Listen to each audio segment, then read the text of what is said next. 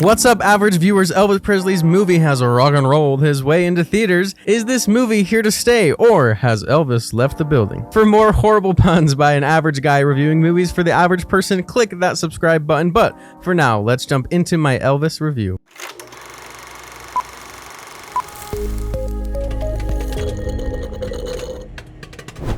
Let's get this out of the way. Austin Butler absolutely kills it in this movie. He became Elvis the superstar, and in doing so, Austin Butler has become a superstar. His career is going to take off. He'll leave all the child actor stigma behind. He was absolutely incredible. There was no emotion he couldn't deliver, and whether he nailed Elvis the man, I can't attest to, but he nailed Elvis the icon. That's what she said.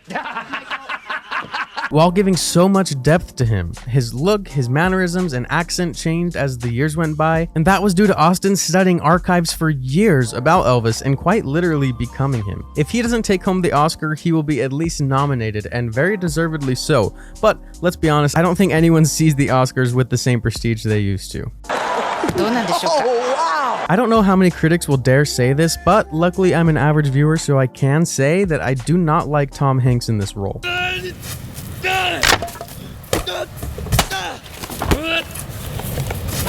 I didn't like his performance. He feels like a caricature of himself, and whatever that accent was that he chose to do, he was constantly slipping in and out of it. Maybe I also didn't like the prosthetics on his face. It made him seem cartoony and over the top, which wasn't necessarily out of place in a Baz Luhrmann movie. But speaking of Baz Luhrmann, he has this excellent ability to make everything exciting, intense, high octane, high stakes, and beautiful in his own way. He can take a scene of Elvis walking down the street and make it feel as intense as a car chase scene in another movie. This makes the whole movie really exciting, fast-paced, and fun. However, this style works to his detriment a lot of the time. Moments that I thought were going to be amazingly emotional weren't given enough time to breathe.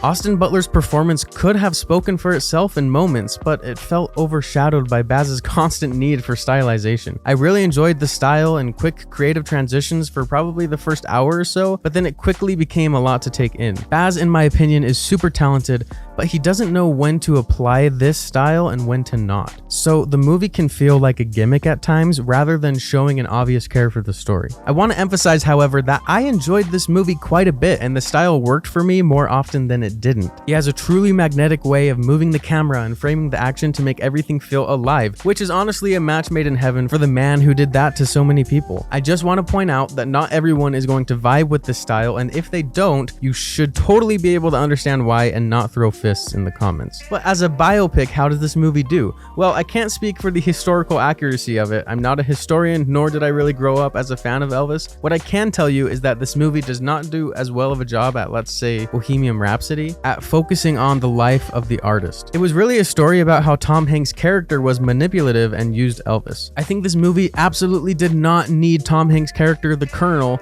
to narrate this movie and to sandwich the movie with an opening and closing monologue. I get that the Colonel was an important part of the Elvis story, but did he really have to have almost as much screen time? Did he really have to close the movie with some stupid monologue about how love for you is really what killed him? I don't know, let me know what you guys think about Tom Hanks' character, but he just really didn't work for me, and so I didn't care to see this story through his eyes. Other than the heavy-handedness of the Colonel storyline, I really loved every other story and events that they chose to cover, and I think it was handled very tactfully. The whole Black history and upbringing behind Elvis was done so well, and all the events of the time, like the assassination of JFK and Dr. King, were depicted amazingly through the lens of Elvis in this story. All of the music in this movie is great. Watching Austin dance was incredible. Watching the Black artists sing rhythm and blues was out of this world. I could have done with a little less overreacting from the women in the audience. There were times when they were basically uncontrollably orgasming and couldn't physically control themselves. It was a little cartoonish. Yes! Yes! Oh!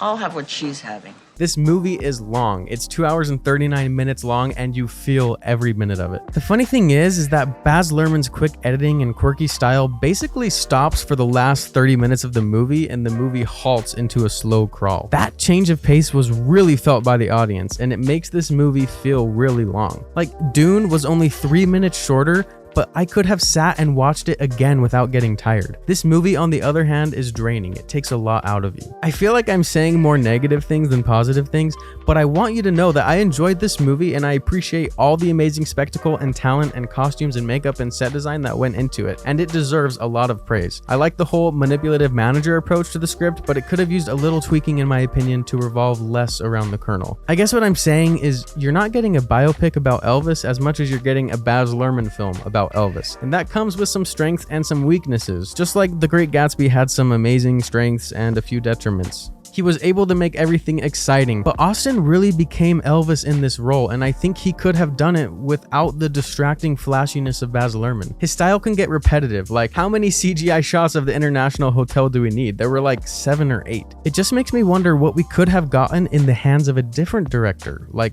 Paul Thomas Anderson, who completely allows and trusts his actors to tell the story, and he directs them so well. Can you imagine if Austin Butler were allowed to give his performance like Joaquin Phoenix is allowed to give his performance in this scene, where the camera doesn't cut, there's no weird transitions, you just get to see Austin Butler perform. Overall, you guys, I think this movie is worth seeing. It's really well made. You might vibe with the style and absolutely love it through and through. You might agree with me about the overly quick pacing that grinds to a halt and Tom Hanks' character being annoying, but regardless, this movie is well made, it's well shot, it's well edited, it's fun and exciting, it highlights Black history and other important parts of our country's history, and that's why I'm giving this movie a go see it in theaters, but only once. Maybe bring a blanket and a pillow in case you start to feel the long run time. Alright you guys, that's it for my review. Let me know what you think in the comments down below. Do you agree with me or do you hate my stupid face and my opinions?